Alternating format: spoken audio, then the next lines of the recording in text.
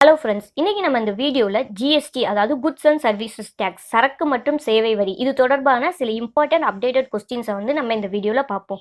So video சின்னது தான், so skip பண்ணாமல் கடைசி வரைக்கும் பாருங்கள். ஃபர்ஸ்ட் நம்ம டேக்ஸை ரெண்டாக பிரிச்சுக்கலாம். ஒன்று டைரக்ட் டேக்ஸ், இன்னொன்று இன்டைரக்ட் டேக்ஸ். டைரக்ட் டேக்ஸ்ன்றது நாமளே டைரக்டாக கவர்மெண்ட்டுக்கு கொடுத்துருவோம். இதுதான் direct tax. Example income tax, சொத்து வரி, இதெல்லாம் நம்ம டைரக்டாக கவர்மெண்ட் கிட்ட கட்டிடுவோம். இதே இது இன்டைரக்ட் டேக்ஸ் அப்படின்னா, ஃபார் எக்ஸாம்பிள் நீங்கள் ஹோட்டலில் போய் சாப்பிட்றீங்க, அந்த பில்லை ஹோட்டல் ஓனர்கிட்ட பே பண்ணுறீங்க, அவர் கவர்மெண்ட் கிட்ட கொடுத்துருவார். அதாவது தேர்ட் பர்சன் மூலியமாக உங்களோட அமௌண்ட் கவர்மெண்ட் கிட்ட போய் சேருது. இதுதான் இன்டைரக்ட் டேக்ஸ் அப்படின்னு சொல்லுவாங்க. இதுக்கு எக்ஸாம்பிள்லாம் என்னன்னு பார்த்தோமா, கலால் வரி, சுங்க வரி, சேவை வரி, வேட், இது எல்லாமே இன்டைரக்ட் டேக்ஸ் தான். ஸோ இந்த எல்லா இன்டைரக்ட் டேக்ஸையும் ஒன்றா ஆக்குறது தான் ஜிஎஸ்டி. ஒரே டேக்ஸாக கொண்டு வர்றது தான் இந்த GST, goods and services tax. இந்த ஜிஎஸ்டியை ஃபஸ்ட்டு இந்தியாவில், அதாவது ஜிஎஸ்டி ரிலேட்டடாக ஃபஸ்ட்டு பேச்சு எடுத்தது யார் அப்படின்னா அடல் பிஹாரி வாஜ்பாய் தான். எப்போ 2000 இந்த ஜிஎஸ்டி ரிலேட்டடாக சும்மா ஒரு டிராஃப்ட் கமிட்டி மாதிரி, அதாவது ஸ்டார்டிங்கில் ஒரு டிஸ்கஷன் மாதிரி பேசினாங்க. எப்போ 2000 அடல் பிஹாரி வாஜ்பாய் தான் ஃபஸ்ட்டு இதை சொல்லி பேசுகிறாரு. சரியா? அடுத்து நம்ம ஜிஎஸ்டி இருக்குல்ல, நம்ம இந்தியாவோட ஜிஎஸ்டி எந்த நாட்டை பேஸ் பண்ணது அப்படின்னா கனடாவை பேஸ் பண்ணது தான். ஸோ கனடாவில் டியூவல் ஜிஎஸ்டி மாடல் இருக்கும். அதனால தான் நம்ம இந்தியாவிலையும் டியூவல் ஜிஎஸ்டி மாடல் கொண்டு வந்திருக்காங்க. டியூவல் ஜிஎஸ்டின்றது சென்ட்ரல் கவர்மெண்ட்டுக்கு கொடுக்கறது ப்ளஸ் ஸ்டேட் கவர்மெண்ட்டுக்கு கொடுக்கறது. ஃபஸ்ட்டு இந்த ஜிஎஸ்டியை எந்த நாட்டில் நடைமுறைப்படுத்தினாங்க அப்படின்னா ஃப்ரான்ஸில் 1954 அவங்க நாட்டில் ஜிஎஸ்டியை நடைமுறைப்படுத்திட்டாங்க. நம்ம இந்தியாவில் எப்போ வந்துச்சு அப்படின்னா 1 ஜூலை 2017. ஸோ நடைமுறைப்படுத்துறதுக்கு முன்னாடி அந்த சட்டத்தை பார்லிமெண்ட்டில், அதாவது பாராளுமன்றத்தில் பாஸ் பண்ணியிருப்பாங்கல்ல சட்டத்தை. ஸோ ஜிஎஸ்டி இந்த மாதிரி கொண்டு வரலாம் அப்படின்னு சொல்லிட்டு பாராளுமன்றத்தில் பாஸ் பண்ணியிருப்பாங்க. அந்த டேட் எப்போ அப்படின்னா 29 மார்ச் 2017. ஸோ இந்த டேட்லாம் நீங்கள் கொஞ்சம் ஞாபகம் வச்சுக்கோங்க, ஏன்னா இந்த டேட்ஸ் தான் இருக்கிறதுலே ரொம்ப இம்பார்ட்டண்ட்டு.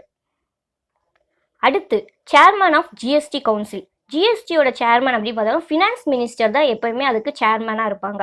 இப்போ இருக்கிற ஃபினான்ஸ் மினிஸ்டர் யார்? நிர்மலா சீதாராமன் அவர்கள். ஸோ அவங்க தான் சேர்மன் ஆஃப் ஜிஎஸ்டி கவுன்சில். ஓகேயா? அடுத்து டைப்ஸ் ஆஃப் ஜிஎஸ்டி. என்னென்ன ஜிஎஸ்டிலாம் இருக்குது அப்படின்னா CGST central government, SGST state government, IGST integrated. இது மூணுக்கு என்ன டிஃப்ரென்ஸ் அப்படின்றது ஒரு சின்ன எக்ஸாம்பிள் தான். அதாவது மகாராஷ்டிராவில் ஒரு பிஸ்னஸ்மேன் இருக்கார். அவர் மகாராஷ்டிராவில் இருக்கிற கஸ்டமர்கிட்டயே ஒரு 10,000 மதிப்புள்ள ப்ராடக்டை சேல் பண்ணுறாரு. அப்படி சேல் பண்ணும்போது சிஜிஎஸ்டிக்கு 9% டேக்ஸும், எஸ்ஜிஎஸ்டிக்கு ஒரு 9% டேக்ஸ், அப்போ டோட்டலாக 18% ஜிஎஸ்டி வருது. அப்போ அந்த பிஸ்னஸ்மேன் எவ்வளோ ஏர்ன் பண்ணுறாருன்னா ஒரு 1800 ருபீஸ் ஏர்ன் பண்ணுறாரு.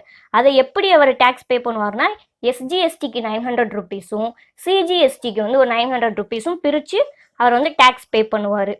சரியா? அதே மகாராஷ்டிரா பிஸ்னஸ்மேன் வேறு மாநிலம், அதாவது இங்கே குஜராத்தில் இருக்கிற ஒரு பிஸ்னஸ்மேன், இவருக்கு அதே 10,000 மதிப்புள்ள ஒரு ப்ராடக்டை சேல் பண்ணுறாரு. சேம் சிஜிஎஸ்டி 9%, எஸ்ஜிஎஸ்டி 9%, அப்போ டோட்டலாக 18% ஜிஎஸ்டி. அவர் ஏர்ன் பண்ணுற அந்த 1800 அமௌண்ட்டை அவர் டைரெக்டாக ஐஜிஎஸ்டியாக பே பண்ணால் மட்டும் போதும். ஐஜிஎஸ்டின்றது சென்ட்ரலுக்கு மட்டும் அவர் பே பண்ணால் போதும். ஸோ டிஃப்ரென்ஸ் புரியுதா? சேம் ஸ்டேட்டுக்குள்ளே நம்ம எக்ஸ்போர்ட் அண்ட் இம்போர்ட்ஸ் பண்ணோம்னா எஸ்ஜிஎஸ்டி ப்ளஸ் சிஜிஎஸ்டி நம்ம பே பண்ணணும். இதே இது ஸ்டேட்டு விட்டு ஸ்டேட் பண்ணோம்னா ஐஜிஎஸ்டி மட்டும் பே பண்ணால் போதும். ஸோ இதுதான் இந்த மூணுக்கு உள்ள டிஃப்ரென்ஸ். அடுத்து டைப்ஸ் ஆஃப் டேக்ஸஸ். என்னென்ன டைப்ஸ்லாம் இருக்குது அப்படின்னா 5% ஒன்று, 12% ஒன்று, 18%, 28%. 4 டைப்ஸ் தான் இருக்குது. என்னென்ன டேக்ஸ்ன்னு சொல்லிட்டு கேட்பாங்க. ஸோ 5% டேக்ஸு, அதாவது குறிப்பிட்ட பொருளுக்கு மட்டும் 5% கொடுத்தா போதும். இந்தந்த பொருளுக்கு 12%, இந்தந்த பொருளுக்கு 18% அப்படின்னு சொல்லிட்டு சர்வீசஸையும் குட்ஸையும் பிரிச்சிருப்பாங்க. அடுத்து alcohol, petrol and petroleum products. இந்த மூணுக்குமே ஜிஎஸ்டி கிடையாது. ஆல்கஹால், பெட்ரோல், டீசலு, இந்த டர்பைன் ஆயில், க்ரூட் ஆயில், இந்த மாதிரிலாம் சொல்கிறாங்களா, ஸோ இது எல்லாத்துக்குமே ஜிஎஸ்டி கிடையாது. அடுத்து நம்ம இந்தியன் கான்ஸ்டியூஷனில் ஜிஎஸ்டியை பற்றி எத்தனாவது ஆர்டிக்கலில் சொல்லியிருப்பாங்க அப்படின்னா article number 279A, 279A. So இந்த ஏ இம்பார்ட்டண்ட். ஸோ 279A இதில் தான் ஜிஎஸ்டியை பற்றி சொல்லியிருப்பாங்க.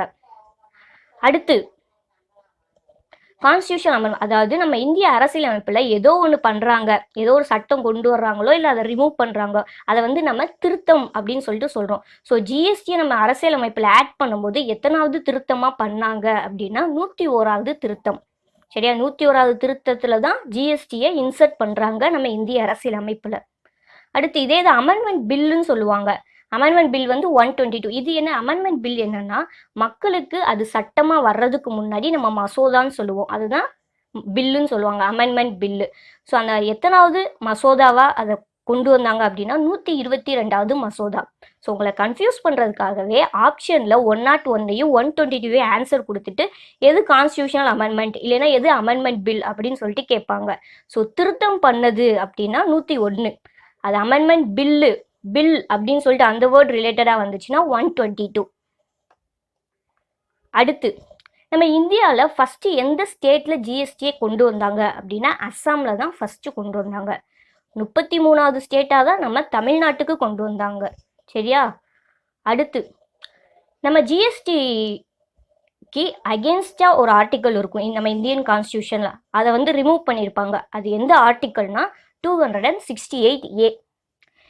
இந்த ஆர்டிக்கல் வந்து ஜிஎஸ்டி கொண்டு வரும்போது அதுக்கு அகேன்ஸ்டாக இருந்தது, அதனால இதை இந்திய அரசியலமைப்பிலிருந்து நீக்கிட்டாங்க.